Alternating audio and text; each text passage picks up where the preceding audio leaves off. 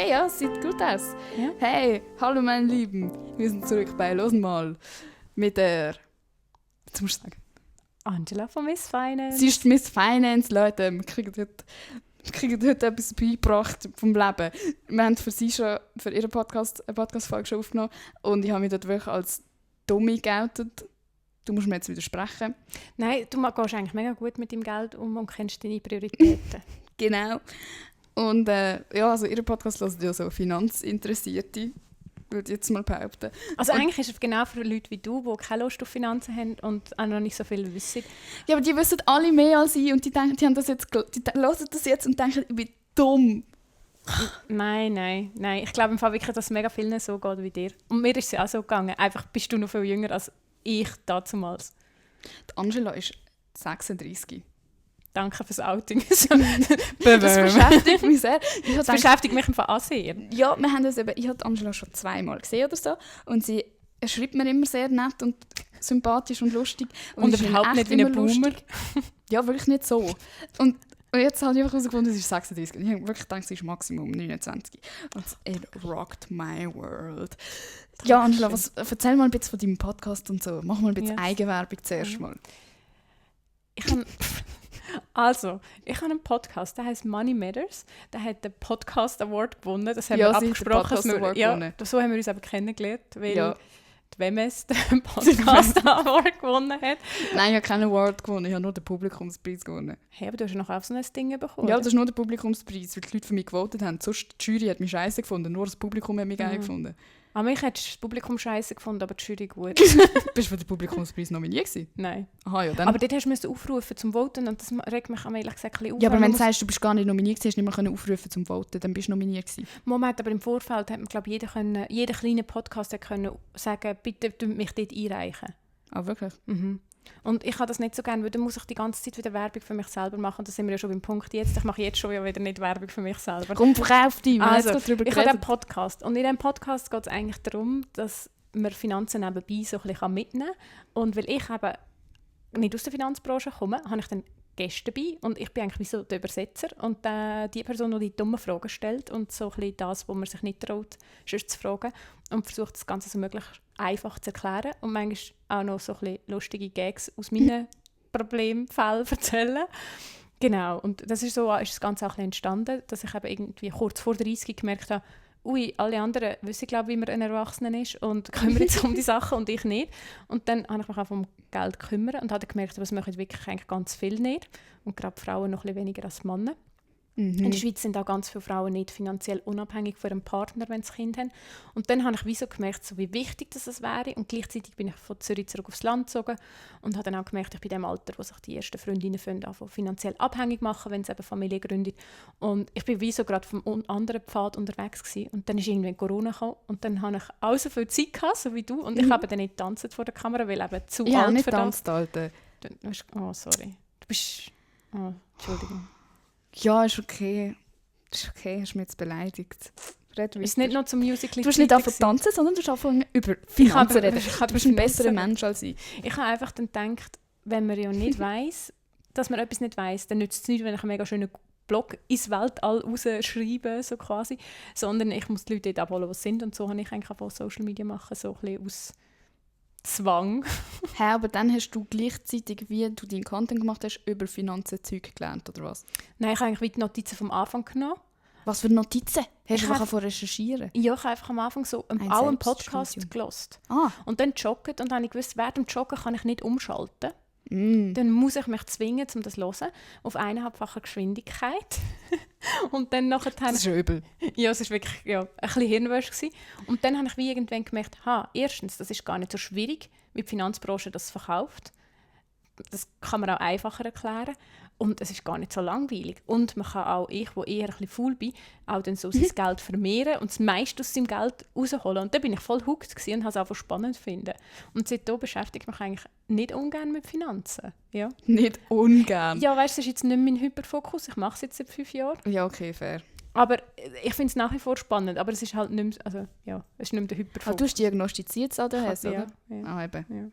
Darum Hyperfokus. Angela darf das behaupten. Ich darf das nicht von mir behaupten. Hast du keine diagnostiziert? Oh, nein.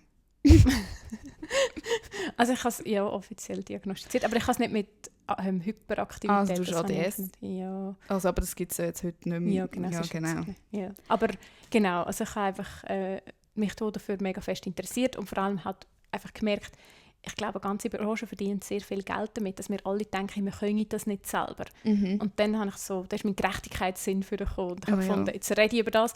Und zu dem Zeitpunkt hat es in der Schweiz keine andere Frau gegeben, nicht aus der Finanzbranche, die einfach über Geld geredet hat. Und ich habe mir das irgendwie mega fest gewünscht, weil Finance Bros gibt es genug. Aber wir sind halt manchmal gleich ein bisschen anders mit Geld, haben andere Ziele, haben sehr oft auch andere Lebensumstände. Aber Frauen arbeiten viel mehr Teilzeit, möchten auch Teilzeit arbeiten, haben Unterbrüche. Und dann ist das auch mit der Finanz halt ein bisschen anders. Und aber wenn du sagst, Frauen sind anders, was hast du denn, wenn du jetzt an so eine typische Frau denkst, hast du denn so 0815 Tipps, die du ihr geben würdest, die du vielleicht jetzt einem Mann nicht unbedingt geben würdest, was so wirklich spezifisch ist? Ja, voll. Also in einer Frau kannst du immer sagen, fang einfach an. Und in einem Mann musst du das wie nicht sagen, weil die tun eher mal einfach schnell, jetzt habe ich ein Bitcoin gekauft und noch ein Tesla und so. Das sagt eigentlich eine Frau nie. Die Frauen tun sich viel mehr informieren. Und wenn sie erst wissen und verstehen, was sie da machen mit dem Geld, es soll auch Sinn machen. In vielen Fällen ist ihnen wichtig, dass das irgendwie sinnvoll ist, also sinnstiftend. Und sie kommen dann eher vielleicht ein bisschen das andere Gegenteil, dass sie ein Analysis Paralysis haben. Also da machen sie gar nichts. Sie müssen erst alles zu 100% wissen. Und bei Finanzen weisst du nie alles 100%, unter anderem auch, weil man nicht in die Zukunft sehen können. Und dann machen sie nichts. Und bei einem Mann ist wirklich, also es sind jetzt natürlich mega Stereotypen, aber so im Grundsatz können die Männer schon schnell mal so etwas ausprobieren und eben noch so ein bisschen sich auch eher von den schnellen Gewinnen locken, wo Frauen dann eher sind, also schnell über Nacht reich, also warte, erzähl mir mal, warum und also einfach kritischer sind. Und das sagt man auch so ein bisschen, Frau, oder es geht jetzt wirklich ganz weit zurück in der Psychologie, aber Frauen kümmern halt oft sich um die ganze Familie kümmern und es ist mega wichtig, dass die Familie ernährt werden kann. Man ist so, hat so ein bisschen wieder, also es kommt wieder ein bisschen zurück auf das Care-Gehen, dass die Frauen dann auch nicht sehr für sich schauen, sondern sehr viele Frauen fangen sich mit Finanzen beschäftigen, wenn sie Familie gründen und wenn es wieder um andere geht. Und eigentlich ist es aber bei den Finanzen ein bisschen wie im Flugzeug mit der Maske, so, du musst zuerst schauen, dass du selber genug hast, dass nicht in die Altersarmut rutschst und so. Genau. Ja. Ja, dann kommen wir wieder zu diesen Themen, die mich wirklich stressen. Im Fall Altersarmut. Weißt du, wie viele Leute von dem betroffen sind? Nein. Weißt du das? Hey, ich habe die Zahlen nicht im Kopf, aber es sind aktuell halt übermässig, also der grosse Teil sind Frauen und ein grosses Risiko ist Scheidung, weil einfach früher das Scheidungsgesetz noch anders war. Also es ist wie so die Gruppe, die am meisten betroffen sind geschiedene Frauen. Aber sollten dann wir als Kind von diesen Frauen damit rechnen, dass wir muss ich damit rechnen, dass ich für meine Mutter muss schauen, wenn sie alt ist? Das kommt ein bisschen darauf an, wie viel dann deine Mami zum Beispiel gearbeitet hat wieder.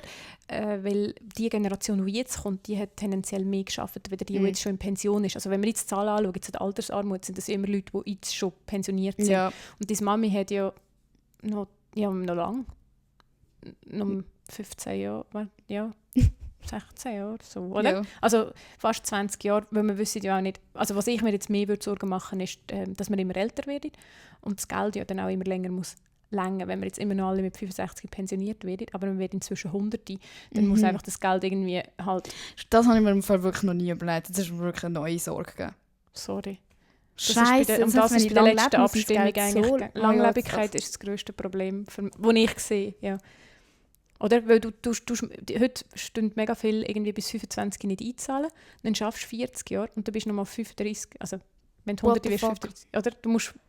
Ja. Aber du hast ja mit 16 Jahren angefangen zu arbeiten, von dem her ist das krass. Ja, wow.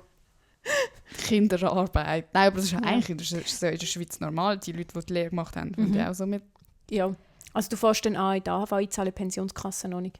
Gell, es ist nicht garantiert, dass das, was ich in die AHV einzahle, dass ich das bekomme. Nein, weil das wird jetzt gerade ausgeben. Ja. Aber was du also sagen wir jetzt, was ich schon in die Pensionskasse eingezahlt habe, das ist meins. Ja.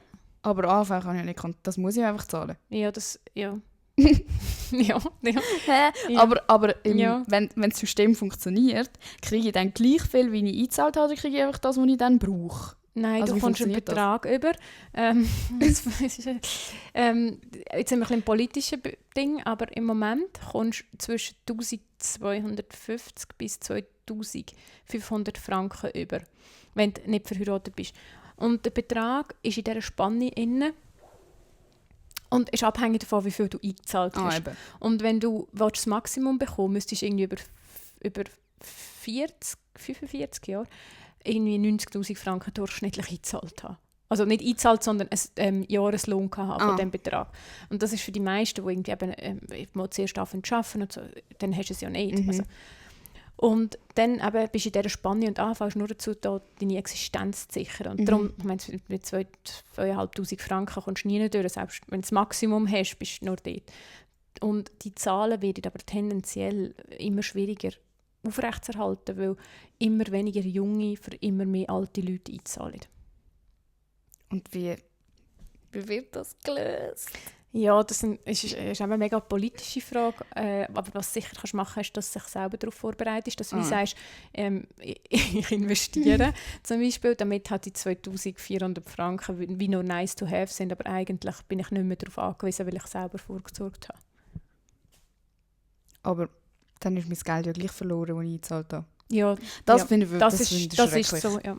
Okay, aber das und kann das man ist ja ja nicht viel, ändern. gerade wenn du selbstständig bist, zahlst du ja beide Ja. Seiten ein, das sind ja rund 10% so. Und ja, es ist mega viel und es ist einfach weg, weil das wird jetzt ausgegeben. Mhm. Okay. Aber du kannst nichts machen, es ist Pflicht. Also, ja, es ist wie Krankenkasse, wenn du gesund bist. Mhm. Und du hast ja gesagt, dass die Frauen sich abhängig machen finanziell. Also ich meine, das passiert ja einfach automatisch. Wenn du jetzt willst, den Weg gehen, dass du eben heiratest und Kind hast und so. Und man entscheidet sich halt dann aktiv dafür, dass man als Frau daheim bleibt und weniger arbeitet und so. Was kann man dann trotzdem machen, dass man nicht völlig abhängig ist von dem? Also im Moment, so wie das Gesetz ist ein erster Punkt heiraten. Weil wenn du heiratest und dich scheiden lässt, hast du zumindest Anrecht auf die Hälfte von dem Geld, das in die Pensionskasse eingezahlt worden ist, in der Zeit, wo du verheiratet warst. Mhm. Also eben, wenn er dann 100%, also machen wir auch wieder irgendein Stereotyp, er 100%, du irgendwie 50%, dann wird das alles auf einen Topf gerührt und dann halbiert für beide. Und das Gleiche ist bei der AHV, da gibt es auch Splitting. Und wenn du jetzt im Konkubinat lebst, das Konkubinat gibt es rechtlich nicht und darum ist mir das so wichtig zu erwähnen. Und du lässt dich dann, also du trennst dich dann hast du nichts. Also, wirklich? Du hast, Wieso macht man dann das eingetragene Zeug? Ist das nicht das Konkubinat? ja, das Konkubinat kannst du aber nicht eintragen. Aber was ist das? Du meinst früher Was macht man das? bei der eingetragenen Partnerschaft? Ja, das. Das ist für gleichgeschlechtliche Paare. Oh, sorry. Ja. Und jetzt gibt es ja Ehe für alle, das heisst, dann sind sie gleichgestellt, oder? Aber was ist Konkubinat? Ist einfach, wenn du Tisch- und Wohngemeinschaft, Tisch-, Wohn- und Bettgemeinschaft, irgendwie so. Also eigentlich alle, die zusammen wohnen. Und Ja. meistens so deine Pensionskasse tut zum Beispiel deinen Konkubinatspartner auch nicht automatisch anerkennen. Mhm. Du musst ein Formular ausfüllen und sehr oft sagen jetzt dann 5 Jahre musst du zusammen gewohnt haben. Ja. Und dann ist es wirklich so, eben darum, wenn du geheiratet bist, hast du zumindest, ich sage jetzt, es ist nicht ideal, aber um es einfach kurz zusammenzufassen, bist du bei der Ehe schon ein bisschen besser abgesichert. Und dann kannst du halt auch einfach schauen, wie wir die Kosten tragen.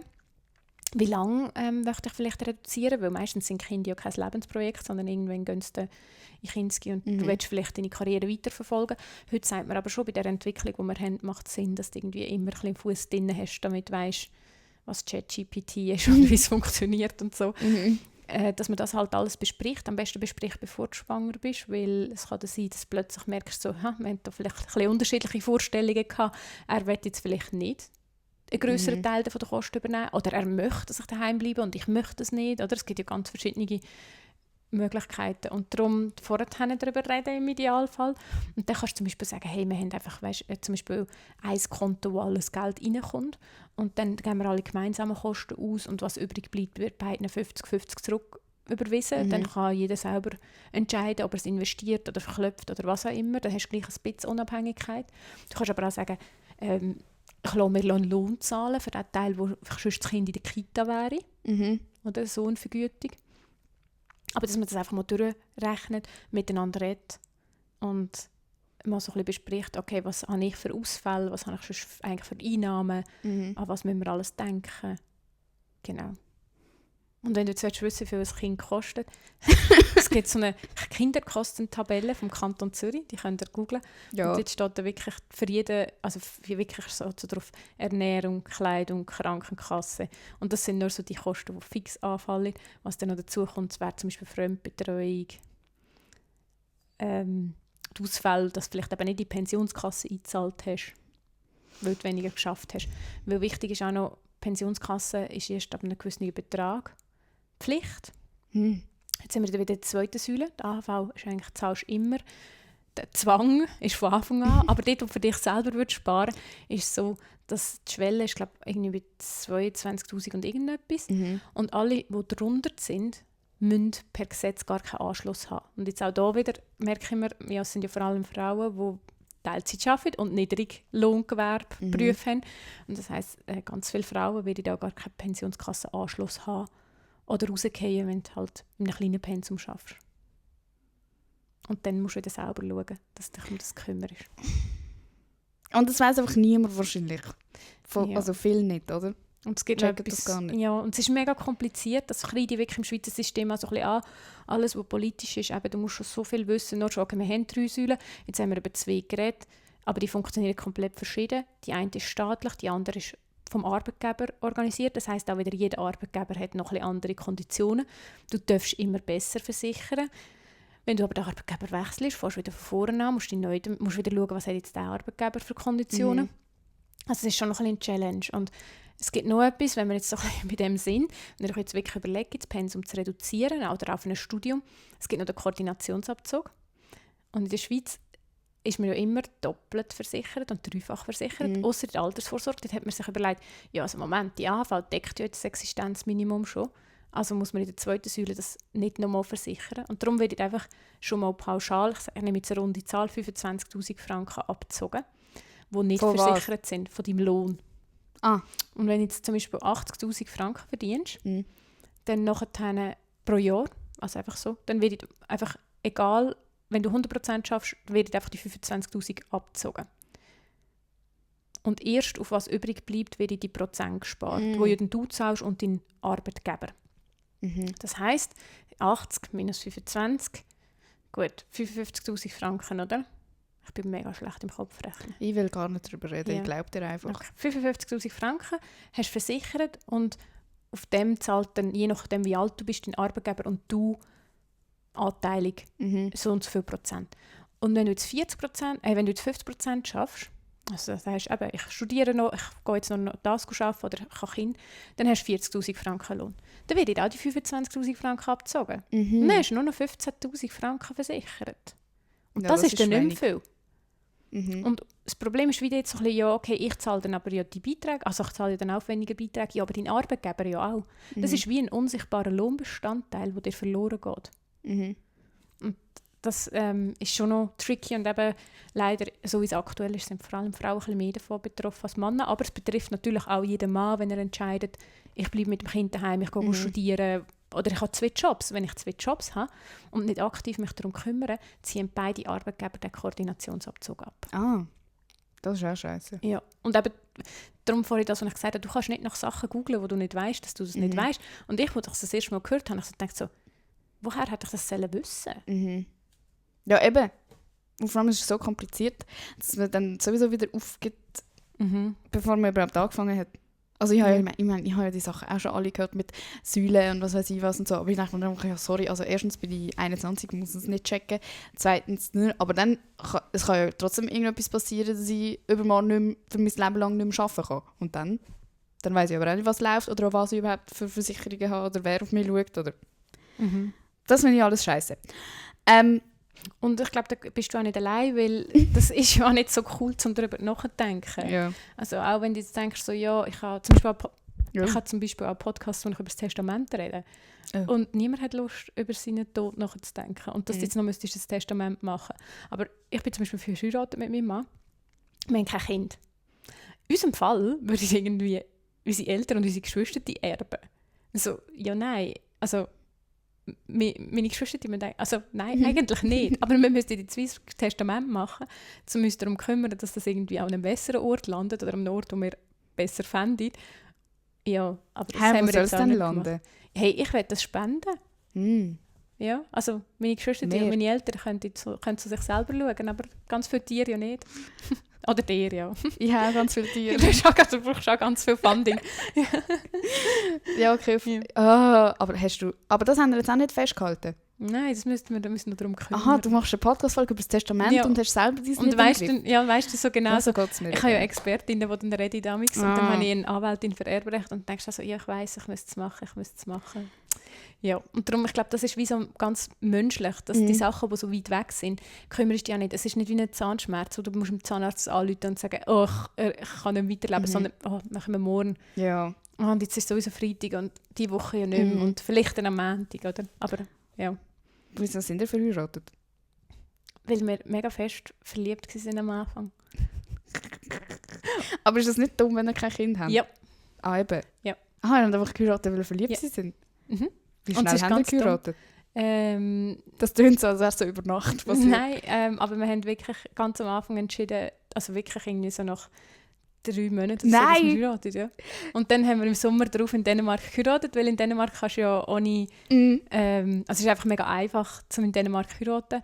Und dann können wir bei seiner Mami im Garten heiraten, weil du brauchst nicht im Fahrer... Also du brauchst wie einfach jemanden, der das offiziell macht. Und der Rest ist alles digital. Hallo Schweiz, es ist alles digital gegangen. Du kannst dann das irgendwie in diesem System eingeben mit deiner, das heisst quasi übersetzt Easy ID. Ah, das NEM-ID. NEM-ID, ja. NEM heisst Easy, gell? So einfach ein Wort, das ich kann auf Dänisch. Genau, und dann hat es war super weird gewesen. Dann habe ich ihm die Vollmacht gegeben, weil ich ja keine NEM-ID, dass er für mich hätte die Ehe-Online-Zertifikat machen. Und am Schluss, es war super weird gewesen. Jedenfalls haben wir am Schluss alles gehabt und du musst halt nicht nur unterschreiben vor Ort oder so, sondern es ist dann wie einfach eine Zeremonie. Ja. Und dann bist du verheiratet. Aber in der Schweiz sind dann... Mal, das musst du eintragen. Ah, eben, gell. Da kommt dann irgendwie so ein krasser Brief also zumindest Luzern vom Justiz- und Migrationsamt oder so. Und dann musst du nachweisen, dass die Ehe also legit ja, ist, legit nicht ist, für den genau, Pass. Hat er einen Schweizer Pass bekommen? Er bekommt einen, wenn er 3 Jahre mit mir verheiratet ist und 5 Jahre in der Schweiz. Aber er hat noch beantragen, aber er hat es noch nicht gemacht. 2 rote Pässe. 2 rote Aber Pässe. ich weiß gar nicht, ob ich das jetzt erzähle. Ja, er hat es abgeschickt im Dezember. Ah. Ja. Aber er hat halt mega lang gesagt, der dänische Pass ist ja wie... Also, ist eigentlich besser als der Schweizer. Von der Reisefreiheit. Schon? Mhm. Und solange wir verheiratet sind, dürfen wir ja da bleiben. Ja, so lange. Und sonst kann er verreisen. Ja, genau. Sonst ist die Schweiz ja nicht so früh. Hey, wie lange sind wir jetzt verheiratet? 5,5 Jahre. Wow. Er hätte schon lange machen können. Nein, jetzt habe ich gemeint, du meinst verreisen. Verreisen? Das vielleicht auch, er ist aber im anderen Zimmer lang. nebenzu. Ich weiss nicht, wie laut wir das jetzt sagen dürfen. Nein, aber er ist, wo wir uns kennengelernt haben, eben erst noch ein ganzes Jahr in der Schweiz gewesen. Und darum hat er wie die 5 Jahre müssen abwarten, dass wir überhaupt zuerst 5 Jahre in der Schweiz sind. Das heisst, du hast mit wie alt geheiratet? Ja, frag mich nicht. Also 31. Oh, fast 32. Ist das früh oder spät? Ich glaube, es ist mega normal. Also für in der Stadt und für das Land, glaube ich, eher spät. Wie ist das Gefühl, verheiratet zu sein? Hey, für mich ist nicht so mega... Ich habe immer gesagt, es hat nicht so mega viel geändert, aber was ich wirklich sagen kann in der Beziehung ist schon, dass so das Ganze so ein bisschen ernster noch ist. Du kannst halt nicht einfach... Ich packe jetzt meine Sachen und ich bin weg. Und irgendwie das macht schon noch ein bisschen etwas aus. Obwohl ich früher immer, also am Anfang immer so gefunden habe, eigentlich macht es keinen Unterschied, aber mal das schon. Und dann ist es natürlich auch manchmal so, ja, er sagt jetzt zum Beispiel natürlich, er versteht kein Deutsch, wenn er die Steuererklärung ausfüllen muss. Und in der Schweiz ist es so komisch, dass man ja als Ehepaar nur eine ausfüllt. Die Frau existiert ja eigentlich nicht mehr. Ah, wirklich? Mhm. Ah.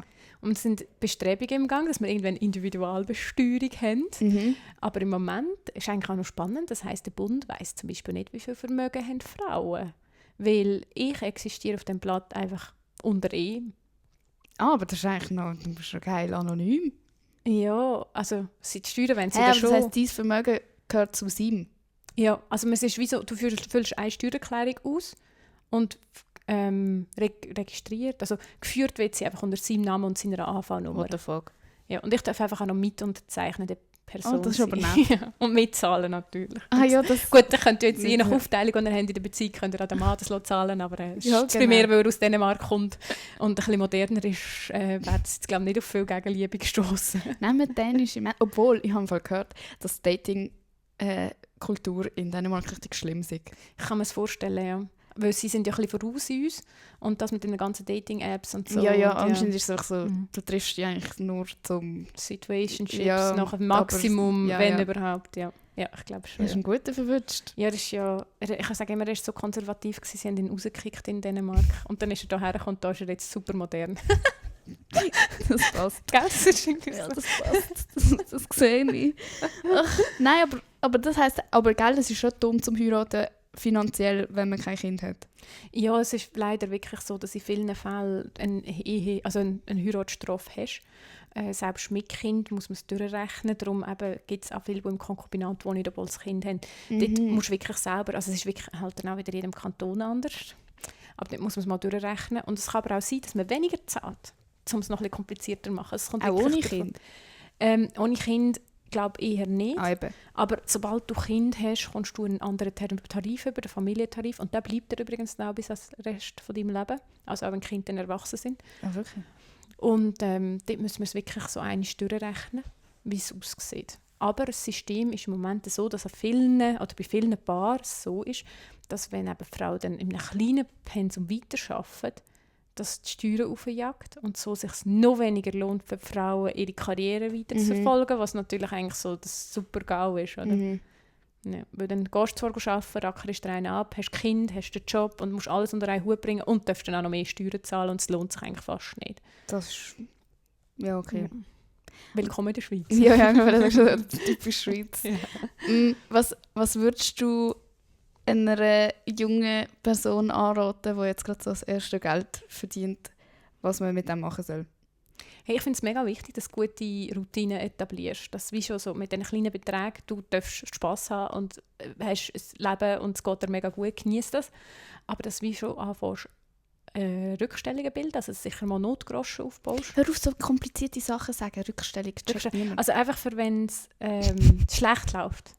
Rückstellung. Also wie wenn so, Was ist eine Rückstellung? Sparen. wenn deine Katze einen Unfall hat. Gespart hat. Wieso ist eine Rückstellung in meinem Leben? Ja, nein, Was Rückstellung. ist eine Rückstellung? Das wie- Geld oder das Leben? Das Geld. Das Leben, Aha. genau, Rückstellungen, das stimmt. Okay, das ist einfach so, du sparen für schlechtere Situationen. Genau. Genau, dunkle es ist mega gut, Zeiten. wenn du mir das sagst, dass ich jetzt auch schon so anfange, so wie eine Finance Bro reden. Oh mein Gott. Reden. Genau. Also jedenfalls solltest du das machen und zwar, das gibt dir einfach Sicherheit. Und das Geld kannst du auch, ich sage immer, ich tue es mega gerne auf einem separaten Konto haben, den Notgroschen, weil der ist wirklich nur für Notfälle und ich wollte auch nicht die ganze Zeit sehen. Weil sonst tue ich ja immer in meiner mentalen Buchhaltung, denke ich immer so, ja, aber dort habe ich noch ein bisschen Geld. Ich kann einfach schnell einen Übertrag machen. Und wenn ich es gar nicht sehe, ist das halt wie ein bisschen mehr weg. Dort einfach schauen, dass die Banken nämlich auch keine Gebühren verrechnen, weil ja, in der Schweiz wissen die Banken, dass wir wechselfaul sind. Das kannst du sicher mal machen, weil wenn dann etwas ist, eben irgendwie dein Haustier ein Problem hat, dein Auto eine Panne hat oder irgendeinen Kaffee über einen Laptop geleert hast oder so, dann kannst du weißt, wie es bricht mir jetzt nicht gerade das Knick. Das kannst du sicher so früh wie möglich machen. Und wenn du das mal hast, kannst du auch mit dem Investieren ein bisschen anfangen. Entweder sagst du, ich zahle schon ein bisschen Säule 3a ein, dass du dann gerne auch investieren, oder dass du wirklich sagst, hey, ich suche mir mal einen ETF aus. Ein ETF ist ein Fonds, wo ganz viele Unternehmen drin Ist hast. das, was ich habe? Du hast aber wahrscheinlich wirklich einen Fonds. Und der ETF ist aber günstiger als ein Fonds. Willst du erklären, was ein Fonds ist? Ein Fonds ist, es hat verschiedene Aktien drin von verschiedenen Unternehmen und du hast in das investiert, du hast so eine Ja. Investition. Du kaufst nicht nur ein Gummibärchen, sondern du kaufst die ganze Tüte und es hat verschiedene Länderwährungen und einfach verschiedene Unternehmen drin. Und so, wenn eins am Kurs geht, was ja wirklich passieren kann, Nokia, vielleicht könnt ihr euch noch erinnern, Kodak, so riesen Unternehmen, Credit Suisse, zumal mal nicht so weit weg sein. Es kann wirklich passieren. Dann merkst du es nicht so fest, weil du einfach noch ganz viele andere hast. Und den ETF folgt aber so im Grundsatz, natürlich wie immer in der Finanzwelt gibt es Ausnahmen, aber im Grundsatz folgt es einem Index. Jetzt der Index ist zum Beispiel der SMI. Also das, was wir immer im Radio hören, so, der SMI ist heute um 5 Punkte gestiegen. Ich höre kein Radio. Okay. Mach nichts. Der SMI sind auch die 20 grössten Schweizer Unternehmen. Und das ist dann auch wieder... Swiss Market Index? Ja, genau. Wow. Yes. Und dort, das ist einfach ein Beispiel, aber anstatt dass man dann hergeht und sagt, ich bin der Chef Finance Bro, ich suche jetzt die Unternehmen in diesem Fonds aus, sagt man dort, man folgt einfach 1:1 dem Index und das kann natürlich digitalisiert und automatisiert machen und dann hast du viel tiefere Gebühren. Darum ETFs sind besser als Fonds. Ich meine, das ETF ist das Zeug, wo so Kunstaktien NFTs. Ja. Und dann gibt es irgendwie noch EFT und das sind so die sich so klopfen, so im Gesicht. So. Und dann tun sie so pöpperle und dann ist es nachher psychologisch stabiler. Okay, ETF. ETF, ja. Exchange Traded Funds. Das heisst eigentlich nur, dass es ein Fonds ist, der der Börse gehandelt ist, während dann die Fonds, die dir jetzt dein Bankanbieter verkauft hat, laufen. Sag nicht, er hat es mir verkauft, das wissen wir noch nicht. Oder meinst du, ist das sowieso so? Hast du nicht gesagt, du hast tätige Anteile? Was, Hanni? Also hast du nicht schon zugesagt? Ja doch, aber vielleicht nicht wegen der Bank. Vielleicht hat er da auch andere, vielleicht hat er auch die guten Produkte verkauft. Mir hat niemand etwas verkauft. Okay, ich habe mich selber dafür entschieden und ich habe das eigenständig gekauft. Empfohlen. Das, was dir empfohlen wurde. Ja, auf jeden Fall. So, ja. Nächste. Ja, genau. Also jedenfalls müssen wir herausfinden, was das jetzt war. Ja, Leute, ich glaube, ich habe Scheiße gemacht. Nein, wir finden das jetzt zuerst noch zusammen raus, was das ist. Und dann schauen wir mal, was das Beste ist, was man machen kann. Aber dort habe ich dir zum Beispiel auch gesagt, das ist so kompliziert, weil dann musst du Papier lesen, wo irgendwie, selbst ich sage, wo jetzt das seit irgendwie 6-7 Jahren macht, dass jedes sieht anders aus. Es ist so kompliziert und sie haben so viele verschiedene Namen für die Gebühren, dass es manchmal einfach auch wirklich so ist, so, oh mein Gott, es ist so kompliziert. Und da sind wir eben, wo du mir das erzählt hast, habe ich so gesagt, darum ist eben eigentlich wichtig, dass wir so wie den Unterschied so ein bisschen können zwischen Verkaufsgespräch und Beratungsgespräch. Weil wenn ihr am Ort durchgeht, wo ich sage jetzt ein Anbieter ist, sei es Bank oder Versicherung, dann ist es eigentlich ein Verkaufsgespräch. Das kann voll seine Beweggründe, also es kann legit sein, aber du musst wieder darauf vorbereitet sein, die richtigen Fragen zu stellen. Und du wirst nicht von einem anderen Anbieter ein Produkt empfohlen bekommen, das nicht dort ist, oder? Also sie werden dann ihre Produkte dir zeigen. Und wenn du in eine Beratung gehst, zahlst du aber eigentlich für die Beratung. Also du gehst 2 Stunden dorthin und du zahlst 2 Stunden Honorar. Aber wo soll man dann hingehen? Also man soll einfach, wenn man etwas nicht checkt und etwas checken will, soll man in so eine Beratung gehen. Ich glaube, mega wichtig wäre, dass man sich ein bisschen Zeit nimmt und wie so das Grundfinanzwissen sich aneignet. Und das klingt jetzt, als müsstest du mega viel Zeit investieren. Und das Uncoole daran ist, dass du wirklich mal die Finanzsachen ein bisschen musst dich darum kümmern, weil du musst am Schluss mit den Konsequenzen leben. Also wenn wir jetzt wieder reden von 60 Jahren, egal wer es dich da unterstützt hat, die Person wird nicht dort sein und mit den Konsequenzen leben, sondern nur du. Und darum ist es so, in meinen Augen so wichtig, dass du einmal dir die Zeit nimmst und das richtig einspurst. Und nachher musst du nicht mehr jeden Tag Börsenkurs checken und so. Aber wenn du jetzt wie 21 bist und du hast jetzt die Chance, das alles einmal richtig aufzusetzen, dann läuft das ein paar Jahre. Du wirst dir später so unglaublich dankbar sein, dass du das gemacht hast. Aber das heisst, man soll sich zuerst informieren über alles und nicht einfach mit dem Geld, das man hat, gerade in irgendetwas investieren? Ja, okay. Definitiv. Und was ich noch sagen kann von mir, ich habe ja eigentlich angefangen, mich mit meinen Finanzen zu beschäftigen, weil ich 6'000 Franken verloren habe. Weil ich auch so ein Kollege von einem Kollegen und dann so ein Beratungsgespräch in Anführungs- und Schlusszeichen hatte und dann eine Lebensversicherung abgeschlossen habe. Aber eine Lebensversicherung gemischt mit Säule 3a, dann habe ich eigentlich meine Familie abgesichert und mein Haus. Und ich habe weder eine Familie noch ein Haus gehabt mit irgendwie 5, 26 und Gebühren für das zahlt, dass wenn ich gestorben wäre, dass dann meine Hinterlassenen Geld geerbt hätten. Also muss ich sagen, ja gut, dass meine Eltern müssen jetzt nicht eine Lebensversicherung von mir haben. Oder? Und aber darum muss man wie so sich selber ein bisschen kennen und seine Situation und dann kannst du viel besser einschätzen, brauche ich das oder brauche ich das nicht. Und das ist, ja, die Zeit kann dir wie nicht abnehmen, dass man muss so sagen, ja, ich muss mal hersetzen und mich um das kümmern. Aber was ich wirklich sagen kann, ist, alle, oder die häufigste Rückmeldung, die ich auf meinem Account bekomme, ist, dass die Leute sagen, ich hätte mich schon früher darum kümmern. Und das sage ich auch, weil du hast einfach, gerade wenn du ein bisschen investierst, wo wir vorhin darüber geredet haben, du hast so einen krassen Zinseszinseffekt. Und wenn ihr ein bisschen Motivation braucht, um das zu machen, googelt mal einen Zinseszinsrechner. Dann gibst du mal ein, was passiert, wenn du 100 Franken sparst und das über 10 Jahre machst, über 20 Jahre und über 30 Jahre. Und über 30 Jahre ist einfach noch so krass der Effekt, wie viel Geld das einfach dazukommt, ohne dass du irgendetwas hast müssen machen. Und ich habe schon gesagt, in dem Podcast, wo du bei mir warst, aber ich bin faul. Und darum war das für mich eine der grössten Motivationen, dass du einfach so kannst zuschauen, wie dein Geld wächst. Du brauchst einfach ein bisschen Geduld. Und am Anfang einen Erstaufwand. Aber das redet ja wirklich jeder vom Investieren. Also alle Finance Bros und alle, was ich... Aber ist denn das wirklich das, was man macht heutzutage zum Sparen, weil es nicht mehr das Gleiche ist wie früher, dass du einfach das Geld auf die Seite... Oder ist es so ein Ding, so ein Verkaufsding, dass man einfach will, dass alle Leute investieren? Beides wahrscheinlich. Weil das Investieren tut natürlich Gebühren verursachen. Und genau die viel hin und her handeln, lösen mehr Gebühren aus. Darum, wenn du jetzt den ETF nimmst, den ich dir gesagt habe, und du haltest den einfach über 30 Jahre und kaufst nur Anteile dazu, dann bist du ein relativ langweiliger Kunde. Aber auch der statistisch gesehen, historisch gesehen am besten performt und an Frauen noch ein bisschen besser als Männer. Auch das weiss man. Der Grund ist genau das, dass sie eben nicht reinschiessen und dann die Schnellschüsse machen. Und für die Bank ist aber spannend, wenn noch ein bisschen da, noch ein bisschen dort und so. Aber das mit den Zinsen, was du gesagt hast, ist natürlich schon so, bei unseren Eltern, Grosseltern, die haben auf dem Sparkonto Zinsen bekommen. Das haben wir nicht. Und gleichzeitig haben wir ein bisschen Inflation, das haben wir jetzt alle erlebt. Und eigentlich verliert das Geld an Kaufkraft. Und ich bin ein bisschen älter als du, hast gesagt. Aber ich kann sagen, als ich in der Lehre bin, vor 20 Jahren, war ein Sandwich Maximum 5 Franken. So zwischen 4,50 und 5 Franken hast du ein Sandwich bekommen. Das ist mein Ankerpreis. Für mich ist ein Sandwich 5 Franken wert. Heute hast du fucking 10 Stutz für ein Sandwich. Und es ist nicht besser als du oder mehr.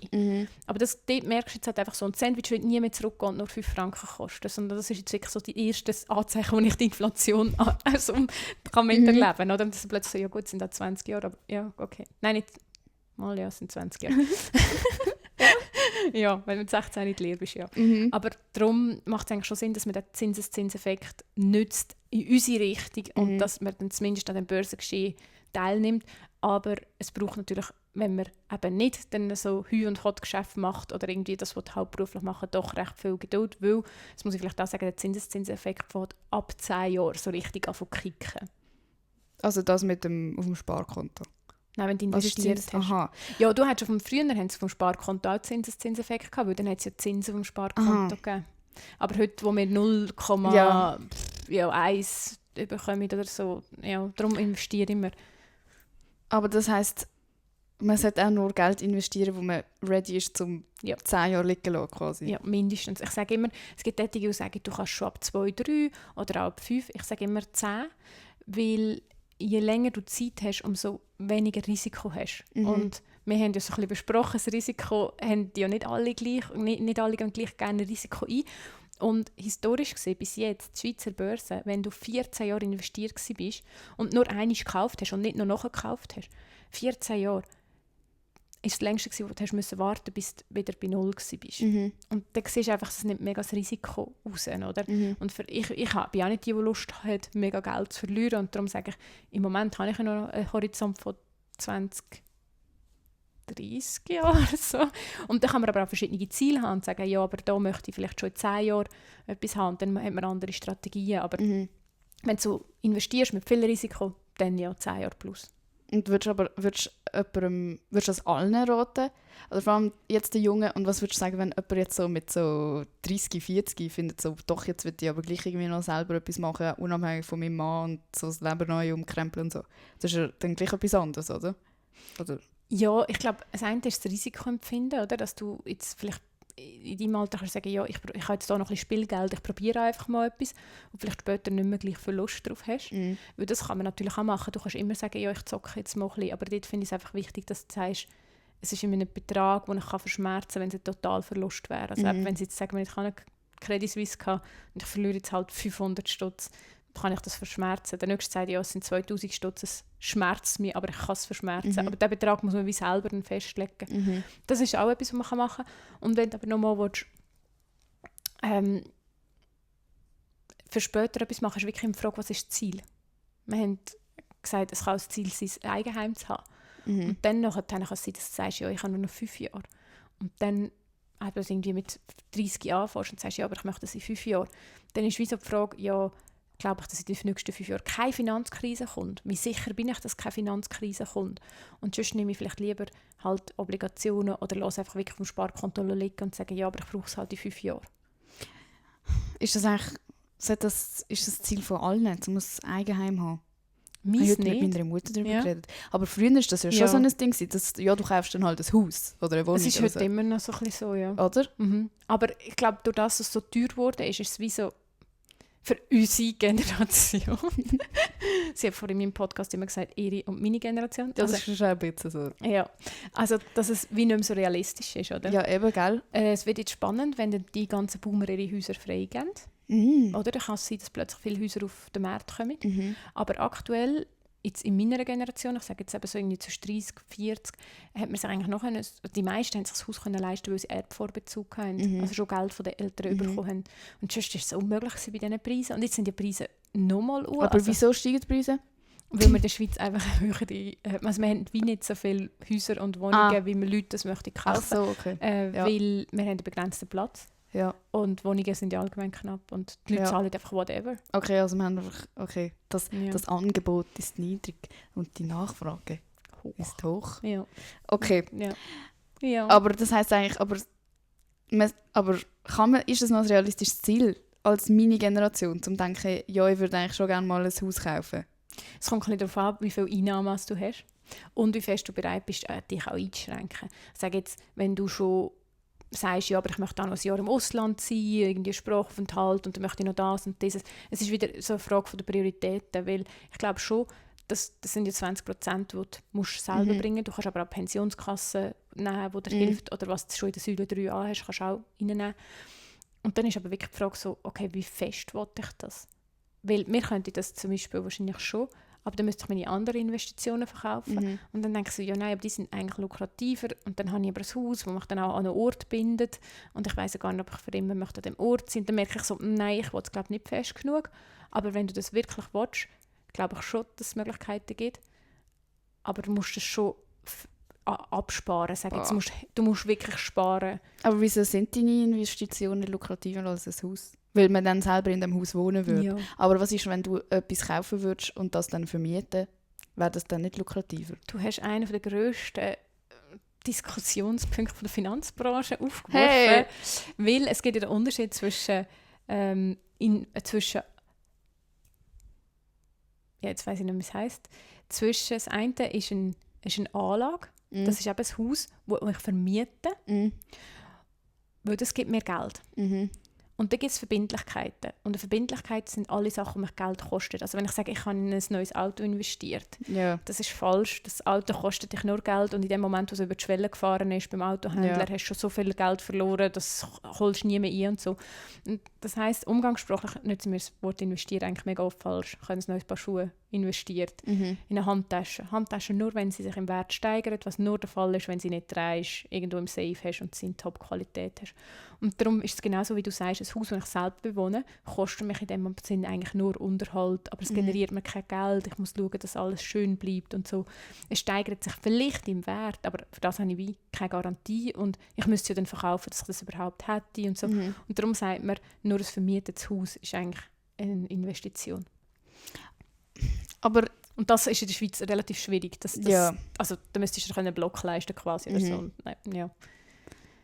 Aber man sagt, aber das Geld, das man ja für Miete zahlt, ist einfach weg. Und du zahlst dann am Schluss vom Leben nicht gleich viel Miete, wie du einfach für dein blöde Haus gezahlt hast, das du sowieso dann gekauft hast. Also, es ist eine Lifestyle-Entscheidung. Was ist der wichtiger? Also es ist wie, in dem Sinn ist das Geld das eine und die Investition, aber das andere ist vor allem auch mega fest, möchtest du Eigentum haben, um dich um das kümmern, volle Gestaltungsfreiheit haben, aber am Samstag auch den Garten müssen machen und wenn die Heizung kaputt ist, bist auch du zuständig. Dafür kannst du einfach eine Wand rausreißen.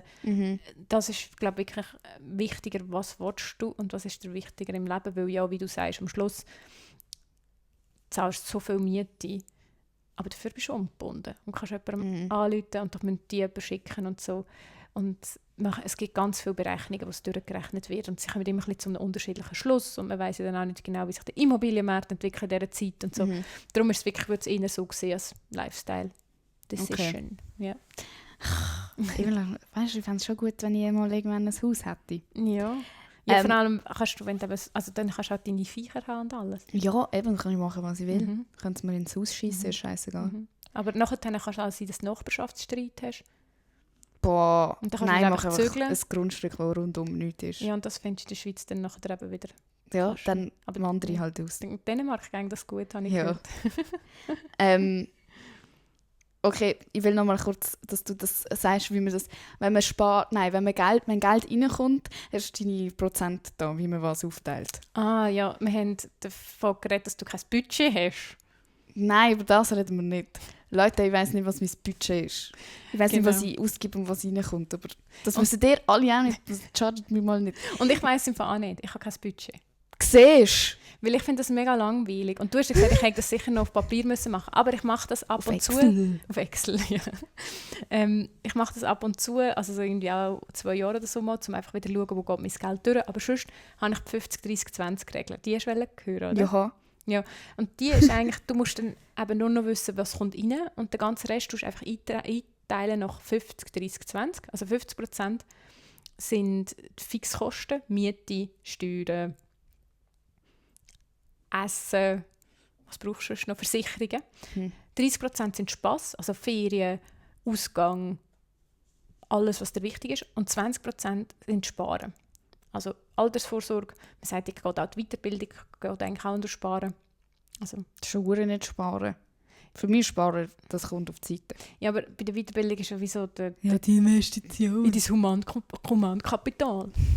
Ja, genau. Aber eigentlich 20% sollte man dann sparen. Und dann weisst du, wieso, ich finde, wie, es tönt so easy, so 20% sparen, aber wenn du jetzt 4'500 netto hast, sind es gleich 900 Franken pro Monat, wo eigentlich in Säule 3a oder wenn du anders möchtest sparen, anders gespart werden. Und 30% Pfand tun aber auch Eis. Also da machbar. Und so kannst du wie mal so grob sehen, wo soll das Geld überhaupt durchgehen und wie ist es bei dir. Ohne dass du jetzt mit einem Excel-File herhocken oder mit Stift und Papier und einem Milchbüchlein oder so. Okay, also spart einfach. Wenn etwas reinkommt, müsst ihr immer ein bisschen etwas auf die Seite legen. Fazit. Ja, das ist eigentlich eine gute Regel. Und Das mache ich im Fall. Wenn du jung bist, kannst du das mega gut etablieren und wenn du nachher später irgendwie plötzlich viel mehr verdienst, hast du das wie schon etabliert.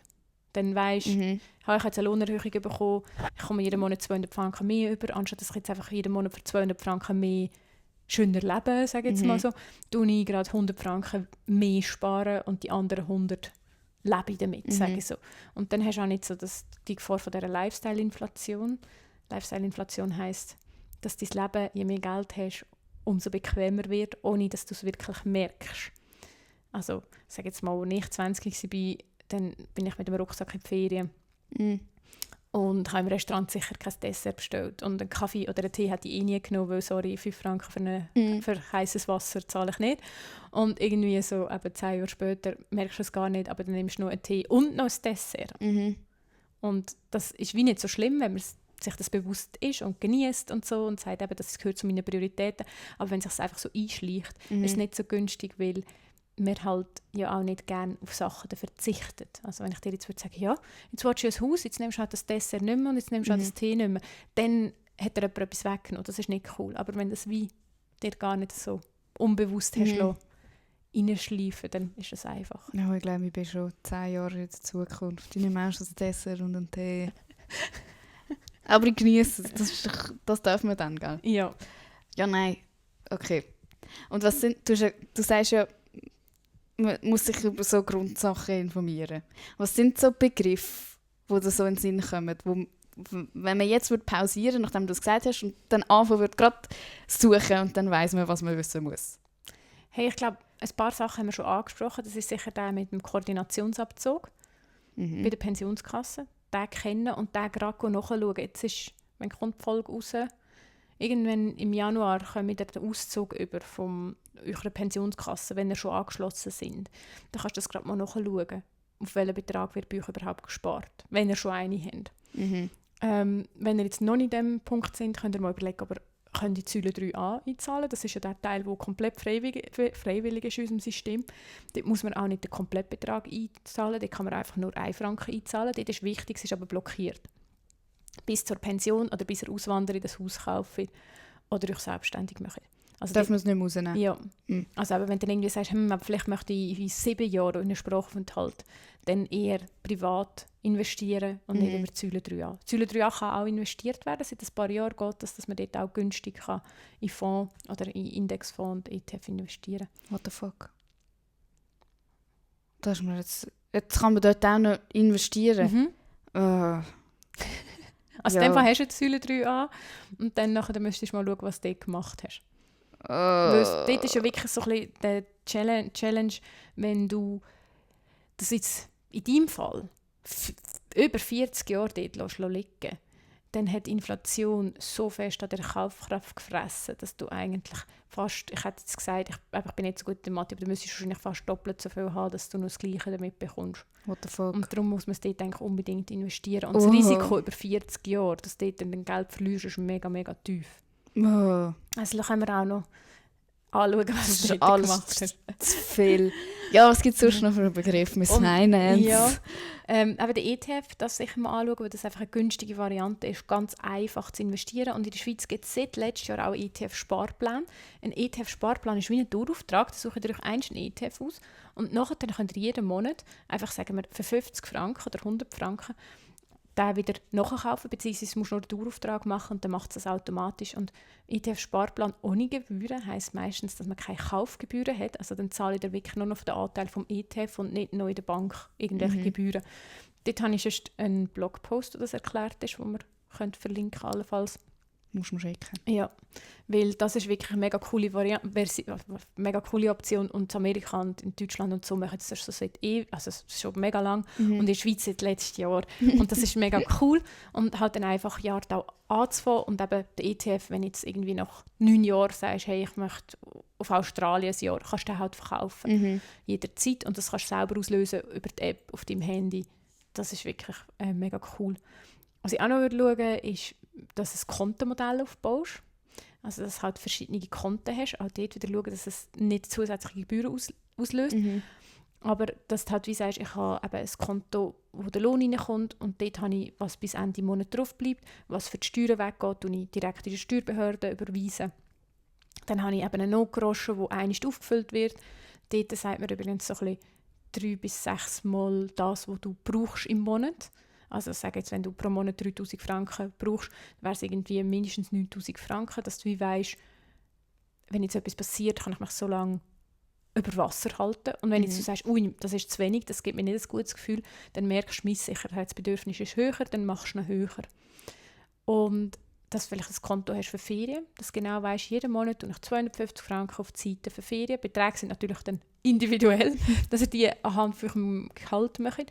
Aber dass du auch zum Beispiel kannst sagen, hey, ich habe Mühe mit Geld auszugeben, dass ich mich limitieren kann. Dann kannst du zum Beispiel ein Spasskonto machen. Das heißt, ich habe eine Karte, die ist bei einer anderen Bank und jeden Monat tue ich dort 500 Franken überweisen und mit dem gehe ich in den Ausgang und wenn ich in den Ausgang gehe, nehme ich nur das Kärtchen mit. Dann kannst du wie so gleich Geld ausgeben, also musst du dich nur einschränken, aber hast ein Limit. Das ist auch noch etwas, also so ein bisschen das Kontenmodell. Bei vielen Banken kannst du inzwischen kostenlos Unterkonten eröffnen und dann musst du wie nur selber überlegen, was brauche ich. Möchte ich zum Beispiel auf eine Weiterbildung noch einen separaten Topf? Ich habe das zum Beispiel gemacht, weil mein Arbeitgeber die Weiterbildung gezahlt hat und dann musst du immer unterschreiben, dass du irgendwie noch so und so viele Jahre da bleibst nach der Ausbildung. Und ich habe da schon gedacht, so, ja, aber wenn es mir nicht mehr gefällt, dann will ich nicht mehr da bleiben. Und dann habe ich wie während der ganzen Ausbildung jeden Monat halt gleich etwas auf die Seite da, dass ich am Schluss auch sagen konnte, also danke fürs Zahlen, aber ich zahle es jetzt zurück, ciao zusammen. Ja, also einfach, dass du nicht in eine Situation kommst, wo du keine Möglichkeiten mehr hast. Für das ist halt Geld vor allem gut, dass du dir immer Möglichkeiten kannst erkaufen. Ja, die Beträge, also wirklich das mit dem ETF, das ist der Trendbegriff, ich sage jetzt so seit den letzten 10 Jahren und das würde ich sicher nachschauen. Dann vielleicht noch das Wort Broker. Der Broker ist eigentlich wie der Zugang zu der Börse, ist eigentlich nur deine Bank und das ist nur die App, die dann dein Broker ist. Das kann You, Neon, Swissquote, Saxo, da gibt es ganz verschiedene, die gehen eigentlich alle inzwischen über Apps. Aber ja, irgendwie müssen sie es halt immer noch anders nennen, damit wir ein bisschen mehr verwirrt sind. Ich merke es. Ja. Okay. Ja. Ist es so? Das ist gar nicht so schlimm. Ja, ich probiere es halt wirklich so zu erklären, dass es auch nicht so kompliziert tönt. Und nachher gehen wir googlen und dann kommen wir schon wieder nicht mehr draus. Ja, oder hört meinen Podcast. Ja, hört auch Ihren Podcast. Folgen, wo wir so Finanzbegriffe erklären. Vielleicht kann es auch sein, dass euer Banker euch mal sagt, ihr müsst eine Courtage zahlen. Courtage ist ein anderes Wort für Gebühren. Ah, schreibt man das C-O-U? Ja, auf Französisch, ja. Courtage. Courtage. Ja. Mal schauen, ob ich das sonst noch etwas... Du hast irgendwie alles schon gesagt, was ich auch wissen will. Warte mal. Ja, also ich kann schon noch... Dings, meine Mutter hat noch gefunden. Du musst sagen, was du zu Krypto sagst. Ich finde Krypto mega spannend. Ich glaube auch, dass man wirklich das Geldsystem, wie es jetzt ist, sehr fest hinterfragen, weil die Geldmenge, die gedruckt wird, also es geht jetzt mega deep, aber die Geldmenge, wir haben eine Inflation, weil immer mehr Geld gedruckt wird. Also das alles darf man schon hinterfragen. Dann können Kryptos eine Lösung sein. Aber ich rede jetzt irgendwie von so halt Bitcoin und Ethereum oder so, nicht von all diesen Altcoins, also diesen 100'000 anderen Coins, die es gibt. Schaut euch dort schon ein bisschen an, welche sind seriös, wenn ihr das machen wollt. Was steht dahinter? Probiert jetzt zu verstehen, die Regeln, die du gesagt hast. Also ich mache nichts, was ich nicht verstehe. Es ist so die basic, grösste Finanzregel. Du musst verstehen, was du machst. Und das ist auch bei den Kryptos, also zumindest eben so Bitcoin, da gibt es ganz viele Videos, das versteht man mal noch. Und dort kann man da auch rein. Und ich würde jetzt nicht das ganze Vermögen in Bitcoin stecken. Das haben wir aber vorhin gehabt, das würde ich auch nicht in einer Credit Suisse. Es ist immer Diversifikation, wie sie es nennen. Also das Verteilen von dem Risiko auf ganz viele verschiedene Standbeine.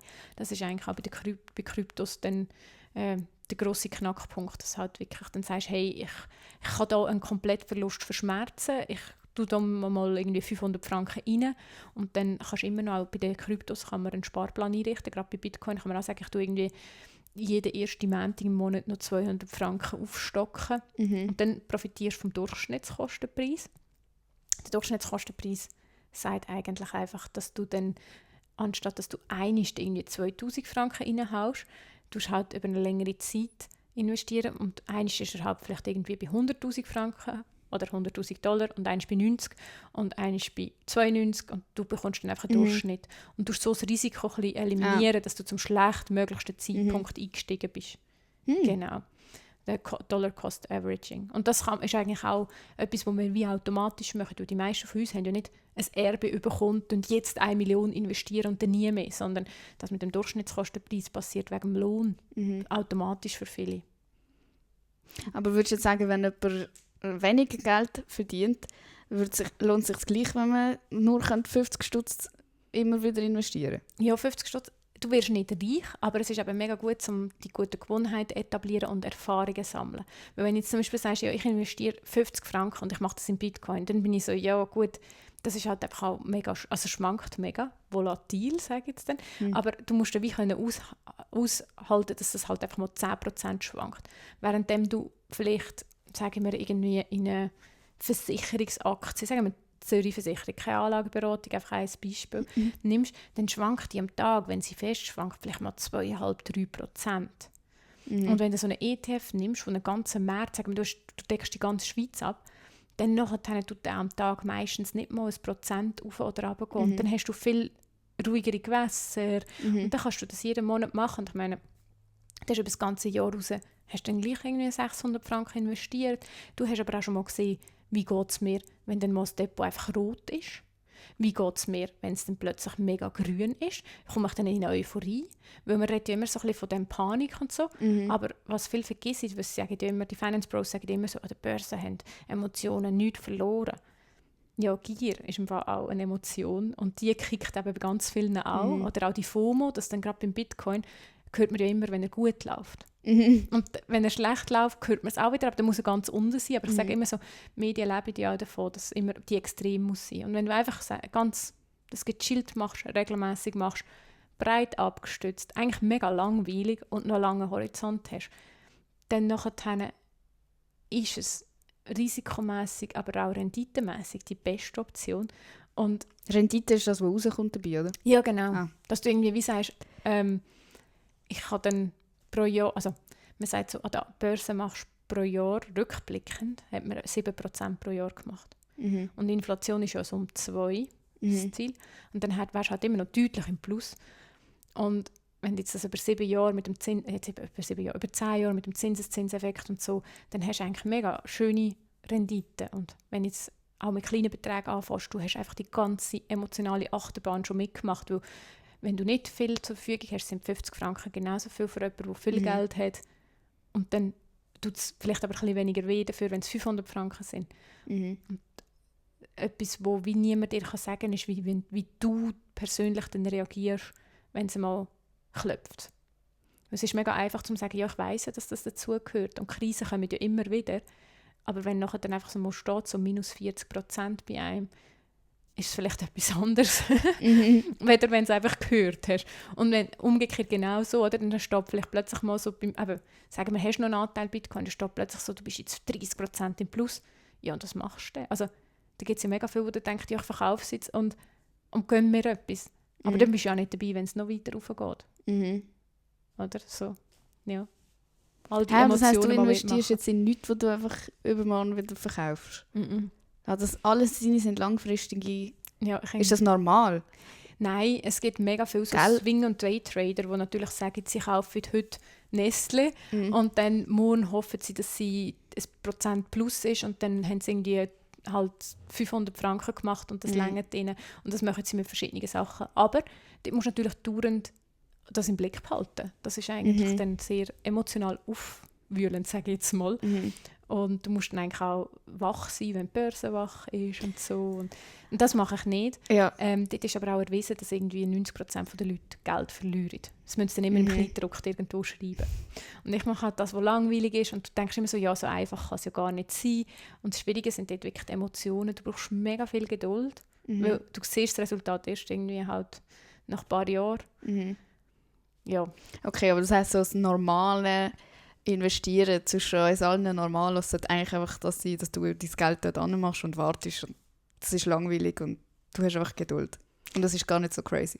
Ja. Okay. Also es sollte nicht crazy sein, zu investieren, sonst ist wirklich etwas ein bisschen falsch gelaufen. Ja, ja dann. Aber es ist dann halt langweilig. Also wenn ich die Frage so ist, ja, warum machen das nicht alle? Ja, weil du wirst nicht über Nacht reich. Und sehr viele Leute sind mega angezogen von dem, ich möchte jetzt aber schnelles Geld und ich möchte mir dann aber schon etwas kaufen. Und das kannst du, auch in meiner Strategie, aber du unterbrichst ja wieder den Zinseszinseffekt, wenn du halt Geld rausnehmen. Und ich möchte das im Moment nicht, weil ich wie sage, meine laufenden Kosten decke ich von meinen Einnahmen, vom Lohn. Und das, was investiert ist, bleibt wirklich drin. Und da gibt es natürlich aber schon ganz viele, die sagen, ja, aber einen Teil kann ich gleich rausnehmen, so, das kann man schon mal machen. Aber man kann es halt drin lassen und dann wächst es weiter. Ja, aber dann hast du es erst in 10 Jahren. Dann hast du es erst, frühestens. Und eben, du hast es nur so fiktiv, oder? Ja. Eben, also die Emotionen sind wie schon das Schwierigste, oder? Dass du hast dann nur so Papier, also das ist nur irgendetwas, und es kann jederzeit wieder in die andere Richtung gehen. Ja, und das sagt man also, die Emotionen. Also das grösste Problem an der Börse ist eigentlich der Mensch selber. Fair. Aber es ist ja bei den meisten Sachen so. Hey, kann ich Sachen, die ich drin investiert habe, auch vererben, wenn ich sterbe? Ja. Ah, das wird dann nicht einfach ausgezahlt? Nein, und das ist noch spannend, also auch wenn jetzt deine Bank Konkurs geht, Aktien und ETFs zum Beispiel sind eine Sachwerte, die gehören immer dir. Ah. Ja. Also die werden einfach ausgeschieden und die kommen zu dir, weil die laufen in deinem Namen. Das ist vielleicht noch ein wichtiger Punkt, wenn jetzt jemand schon mehr als 100'000 Franken auf einem Konto hat, weil Bargeld ist ja nur bis 100'000 Franken abgesichert. Hä? Wieso sagst du das jetzt? Also wenn du jetzt also die Emma, die ja reich ist, das haben wir in meinem Podcast etabliert. Ja, sie hat gesagt, ich bin reich. Jung, reich und erfolgreich oder so. Schön, habe ich schön vergessen. Oh. Sorry. Klar gewesen. Also wenn du jetzt irgendwann in die Situation kommst und du hast auf einem Konto, und das ist keine Kantonalbank, weil die sind immer noch ein bisschen speziell, aber sagen wir bei einer normalen Bank, mehr als 100'000 Franken und die Bank geht Konkurs, sind von der Einlagensicherung nur 100'000 Franken abgesichert. Also was ist Einlagensicherung? Die Einlagensicherung ist eine staatliche Einrichtung, die sicherstellt, dass wenn deine Bank Konkurs geht, dass die Leute ihr Geld nicht verlieren. Hä, und dann kriege ich nur 100'000, wenn ich 1 Million drauf habe? Ja, wenn es bar ist. Ausser du hast eben noch Aktien. Was ist bar? Also Cash. Hä? Ist das Geld, Fake-Geld auf meinem Konto auch bar? Welches Fake-Geld? Ja, jetzt das, was auf meinem Konto ist, was nicht investiert ist. Das ist Cash. Ist Bargeld, das ist Cash. What the fuck, ich dachte, das ist auch Geld. Also. Ja. Und darum ist es eben jetzt zum Beispiel, wäre Credit Suisse Konkurs gegangen, ja. dann wäre das ein riesiges Problem gewesen, weil also wie die Einlagensicherung, die Organisation, die hat so viel Geld müssen zur Verfügung stellen, weil es ja so viele Kunden sind. Aber gleichzeitig, wenn du 150'000 Franken dort gehabt hättest du gleich auch 50'000 verloren. Hä, und das geht man einfach ein, wenn man sein Geld auf die Bank tut? Nein, darum musst du mehrere Bankkonten haben, wenn du mehr als 100'000 Franken hast. Oder niemand hat mehr als 100'000 Cash auf dem Konto. Was machen denn die auch Millionen haben? 100 verschiedene Die haben es investiert. Die haben nicht Cash. Bei den Kantonalbanken hast du zum Teil eine Universalgarantie, die der Kanton dann unlimitiert absichert. Aber nur, wenn du mega reich bist, oder was? Nein, für alle, aber nicht in allen Kantonen. Das soll es ein bisschen kompliziert machen, oder? Oh. Ja. Oh Gott. Okay. Aber es ist einfach noch, ist noch gut. Und ja, die Reichen werden nicht so mega viel in Cash rumliegen haben. Oder dann schon auch verschiedene Banken, ja. Okay. Ja, aber Aktien, wenn jetzt Credit Suisse Konkurs gegangen wäre und du hättest eine UBS-Aktie dort gehabt, dann hättest du die einfach, die Kunde hätte gefragt, wo sollen wir die durch transferieren, dann hättest du einen neuen Broker angeben, dann wärst du zu dem überwiesen worden. Okay, das muss ich wenigstens noch Und gescheit. wenn du Kinder hast, kannst du die vererben. Also im Idealfall würde ich die Aktie erben, weil wir haben ja gehört, der Zinseszinseffekt und all die Entwicklungen nach 10 Jahren fängt so richtig an zu kicken. Wenn deine Grosse die jetzt schon seit 40 Jahren hatte, dann nachher hättest du recht Glück. Go, Grossi, Girlboss. Ja. Die hat wahrscheinlich noch immer eigenes Geld gehabt. In der Schweiz nicht. Nein. Nein, in der Schweiz können seit 1988 Frauen nicht die Unterschrift vor einem Ehemann ein Bankkonto öffnen. Eben. Ich bin 1988 geboren. Das ist übel. Es ist ja. Aber so, der Unterschied Dänemark und Schweiz, manchmal dann kann mein Mann nicht ganz verstehen, was wir da erzählen. Aber in Dänemark sind es wenigstens, die hat noch den Einfluss von den Nazis mehr gehabt als wir, muss man sagen. Also nein, nicht, aber ich meine so, die sind dort drunter gekommen. Ja. Wir nicht so. Nein, aber ich weiss nicht, ob die Frau oder Mann dann, also das ist glaube ich für alle einfach schlecht gewesen, dann, ja. Ich glaube auch. Ja. Ja, hast du sonst noch etwas, was ich vergessen habe? Was wichtig ist für meine jungen Schnaufer? Hey, ich glaube, wichtig ist einfach wirklich das mit dem Anfangen. Also, dass ihr jetzt wie nicht Angst habt, euch mal um das Thema zu kümmern und darüber reden. Also ich sage immer, eben das mit dem Koordinationsabzug zum Beispiel, du kannst das nicht wissen, wenn du es nicht irgendwo mal gehört hast. Und darum kannst du den Podcast weiterschicken oder kannst deiner besten Freundin mal sagen, hey, komm, wir schauen doch mal, wie du das machst oder sich austauschen. Oder du hast auch schon gesagt, ja, jetzt bei mir hast du gesagt, im Podcast könnte sich Familie das denn überhaupt leisten. Dass bevor du etwas hast, dass du vielleicht mal in deinem Umfeld fragst, hey, wie machst du das? Wenn jemand gerade mit einem Freund zusammenzieht, hey, wie macht ihr das? Es gibt mega viele Sachen, zum Beispiel auch, die wie nicht so in Frage gestellt werden, die man aber mal in Frage stellen kann. Zum Beispiel, wenn man zusammenzieht. Mega viel zahlt einfach alles 50-50. Aber wenn ja der eine Partner vielleicht viel mehr verdient als der andere, ist das unter Umständen gar nicht fair. Also Financial Fairness, dass man wie mal fragt, wie macht eigentlich ihr das? Habt ihr ein gemeinsames Konto oder habt ihr vielleicht einfach eine App, die ihr trackt? Oder Schwierig in der Schweiz. Über das reden?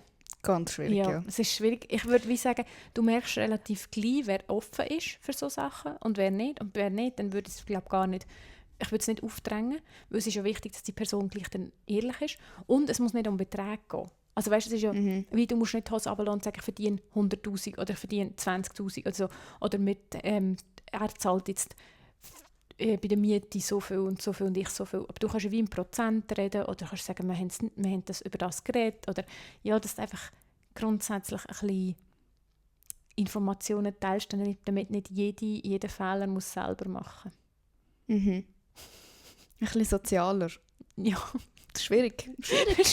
Schwierig, aber wenn jemand dann Gen Z, oder? Ja. Wir schaffen das. Ja. Und sonst frage ich die ein bisschen älter sind als ihr, weil ich glaube, das ist wirklich so jetzt der erste, oder das kann man vielleicht zur Erklärung sagen, also in meiner Generation, wenn du jetzt daran denkst, dass ich 88 geboren bin, dann ist es ja wie klar gewesen, dass wer bei uns daheim in der Familie für die Finanzen zuständig war, das ist ja wie gar nicht anders möglich gewesen. Und Geld ist sehr fest, auch wie einem es vorgelebt wird.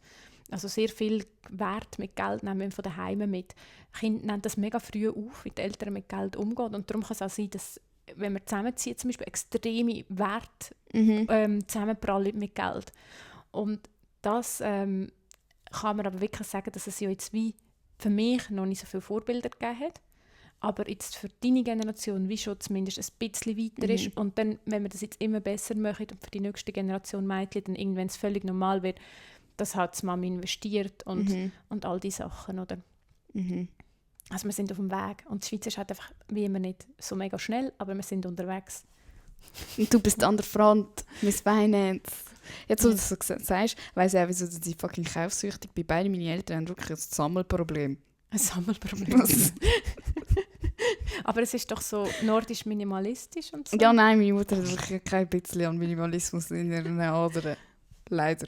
Ja, also bei diesen Sachen kann ich wirklich so sagen, überlegt euch, wie lange bringt euch etwas Freude, wenn du jetzt das hast. Und so Spontankauftherapie für dich. Aber die Kreditkartendetails nicht speichern, ein Foto machen von Sachen.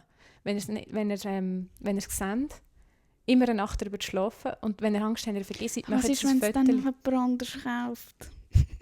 Dann kannst du es ja gleich immer noch kaufen. Nein, wenn es dann ausverkauft ist.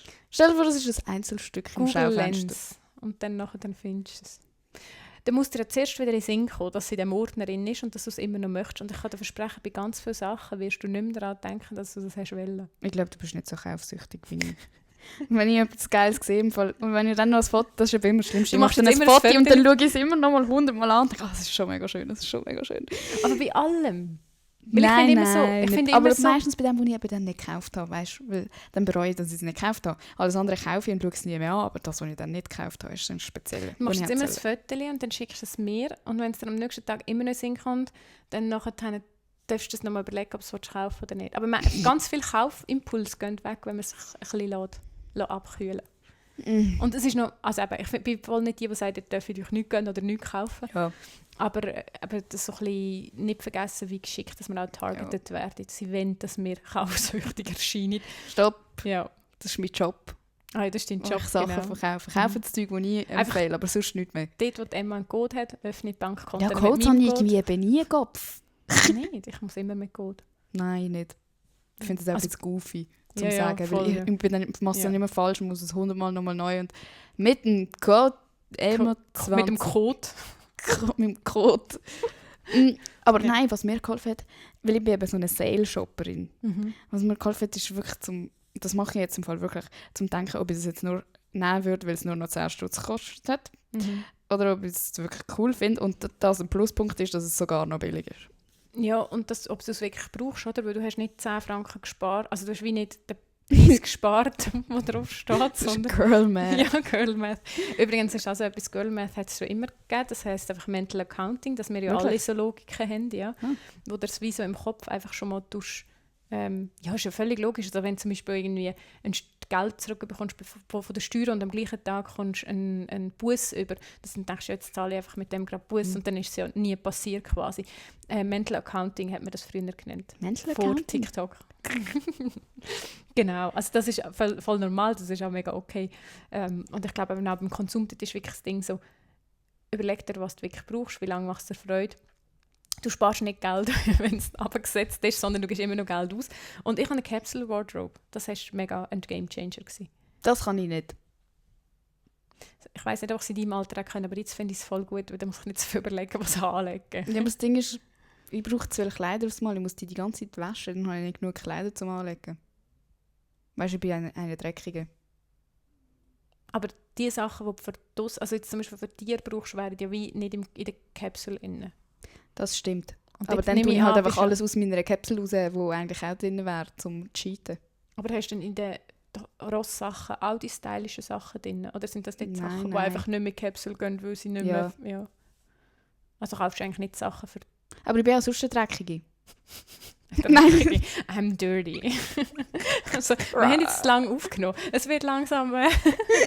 Nein! Aber alle meine Sachen werden schnell dreckig. Weil ich es einfach nicht kann. Ich brauche viele Kleider. Das ist das Fazit. Aber du bist jetzt auch in einem Alter, weißt du? Ja, genau so. Ich kann jetzt eben essen, ohne dass ich mich dreckig mache. Ja, es ist auch lang gegangen. Aber ich bin in einem Alter, wo ich mich noch definieren über meine Kleider, weißt du? Aha. Nein, nie. Ich kaufe immer so einen Scheiß, der crazy ist und nachher lege ich das Gleiche jeden Tag an. Ja, genau. Und das habe ich wirklich mit dem Capsule Wardrobe, ist das eben ein bisschen weggegangen. Weil dann hast du nur noch die gleichen Sachen. Aber ich habe zum Beispiel heute überlegt, wo du gekommen bist, aber ich kann einfach in den Athleisure kommen. Und einfach, nein, das ist zu fest meinem Alter entsprechend, wenn ich jetzt auch in den Leggings da mache. Hast du extra eine Habe ich extra Jeans? richtige Hosen angelegt. Wow. Ja. Ja, darum habe ich das Gefühl, du bist 29. Ja, und wir erfüllen auch alle Klischees. Wenn du jetzt meinen Mann würdest holen und fragen, wie er die Hose findet. Fänter. Mega schlimm. Schrecklich. Ja, und schau, meine sind noch 3 Mal ja. breiter. Ja. Meine Mutter findet sie aber cool. Ja, Sie ist haben eine das Frau. früher angehabt. Ja, bei mir ist es auch schon die zweite Runde, ja. Ah, eben. Also auch bauchfrei ist schon die zweite Runde, haben wir auch schon früher einfach unten. Ah. Ja. Ja, eben. Aber bauchfrei ist jetzt nicht mehr. Ah. Es kommt langsam wieder, aber jetzt gerade nicht. Gut, rede ich mit dir. Da sieht man eben, warum ich weniger Kaufimpuls habe. Weil ich einfach keine Ahnung habe. Nein. Ja, Also das hilft übrigens schon, das kann man schon sagen, weniger konsumieren von diesen Sachen. Also Ja. wenn du lädeln, wenn wir vorhin davon hatten, dass es für Kopf schwierig ist, um den Kaufimpuls zu widerstehen, ist lädeln das Schlimmste, was du machen kannst. Weil, ich meine, du setzt dich permanent eine Versuchung aus. Aber man muss etwas mit haben, sonst ist es gefailt. Du musst, wenn du lädeln gehst, muss etwas mit haben, sonst fühlst du dich scheiße. Ja, und wenn es dann nur etwas ist und so. Oder eben die Newsletter abstellen, dass nicht noch immer wieder Bedürfnis geweckt wird. Und ich glaube, dort ist das schon ein Punkt, wo... Das Scrollen hilft sicher auch nicht. Ja, wenn wir jetzt schon sagen. Ich bin das grösste Insta-Opfer bei solchen Sachen, ja. Ja, siehst du, es bringt dir auch nicht. Du kannst gerade so gut TikTok ab. Sie hat kein TikTok. Ich habe kein TikTok. Ich zahle für das. Du machst fucking Suche Social Media Manager, der ein TikTok machen Ja, wenn jemand ihr TikTok-Manager will, meldet euch bei ihr. Stundenlohn, Ja, das könnte man verhandeln. Finanzberatung. Verhandeln mit einer Rolex am Arm. Genau. Also wenn ihr jetzt Emma sind, oder wenn ja, du kannst schon bestätigen, wie schlimm es ist, mit mir ein Foto zu machen. Ich habe keine Ahnung, wo man drückt und so. Sie hat Porträtmodus gemacht. Jeder wird Ich nicht gewusst, dass bestätigen. man kein Porträtmodus mehr macht. Das ist der Inbegriff von «Du bist ein Boomer». Ja, aber Das der ist sieht der nicht Hintergrund schön aus. Nein, aber nicht. Sandra, ich kann noch viel lernen. Ja, und sie braucht eure Hilfe. Meldet euch bei ihr. Hört ihr einen Podcast, okay? Sie hilft euch, ihr helft ihr, gebt ihr Tipps. Und ja, ich glaube, wir haben es genug lang geschnurrt. Danke für die uns bis deine jetzt zugelassen Ja, die hören alle, glaub mir, die hören alle bis zur letzten Sekunde. Weil meistens sage ich am Schluss noch etwas Crazyes, weißt du? Crazy Girl. Willst du heute etwas Krasses am Schluss sagen? Für die Krassen, die... Spill the Beans. Ja. Ja, okay, nein, ich bin nicht so spontan. Was hast du? Irgendetwas? Warte jetzt. Folgen alle Miss Finance. Sonst, was hast du? Sonst bin ich hässig. Sie hat mir gesagt, ich muss aggressives Marketing machen. Ja, ich habe gesagt, sie soll mal ihre Leute ein bisschen bedrohen. Folgt ihr und bewertet meinen scheiß Podcast mal. Sie gibt euch ein iPhone. Ja, ich habe von ihr erfahren, dass Leute iPhones verschenken für Leute, die 5-Sterne-Bewertung machen. In der Schweiz. Ich schenke euch kein iPhone. Ich schenke euch nächste Podcast-Folge vielleicht, wenn ihr lieb sind. Ich bin aber nicht so regelmäßig im Moment, weil du es nicht mitbekommen hast. Ja, Leute, und sonst... ich weiß auch nicht, was ich jetzt crazy am Schluss sagen kann. Irgendein Gossip. Nein, ich habe jetzt auch nicht. Kein Gossip. Mann, du bist jetzt gerade Weihnachten, Neujahr gewesen, was immer so abgeht. Ich habe Haben keine alle Familie quasi- für das. Ah ja. Das ist der Gossip. Okay, also ciao Okay. zusammen. Danke fürs Zuhören.